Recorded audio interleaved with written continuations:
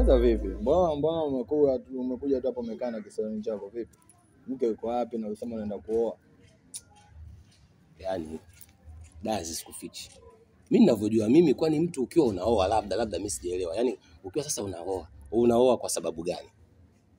Unaoa kwa matakwa ya Mwenyezi Mungu. Kumfurahisha Mwenyezi Mungu, kumweka mwanamke ndani, akuzalie watoto, akupe furaha na faraja. Ndio ninavyojua mimi. Safi kabisa. Sasa haya, mimi ndio kwanza nimeenda kuoa maskini Tobarabi. Nafika pale kwanza namkuta huyo mama mkwe na kipenzi huko. Toba Anasherehekea sherehe ya mwanawe. Sijui unaelewa? Anasherehekea sherehe ya mwanawe. Hatukuishia hapo mdogo wangu.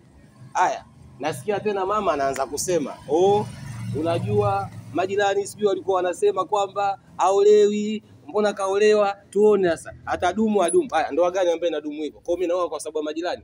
Mama wewe. Wewe sema tu, labda ninakosa, sema. Hauna kosa hapo. Yaani hapo kwanza picha inaanza. Mama mkwe mwenyewe kwanza kashazunguka. Kwa ikawaje huko? Baba mkwe naye. Hakika tu anaanza kuniuliza, baba samahani ni kwa sijajua unafanya kazi gani. Haya, mimi kazi yangu baba mkwe inamhusu nini?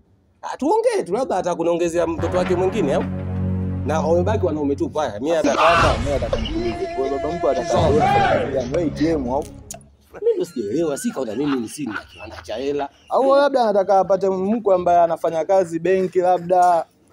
Sasa shughuli imekuja kubaki kwa huyo nani sasa, kwa huyo muhusika mwenyewe sasa.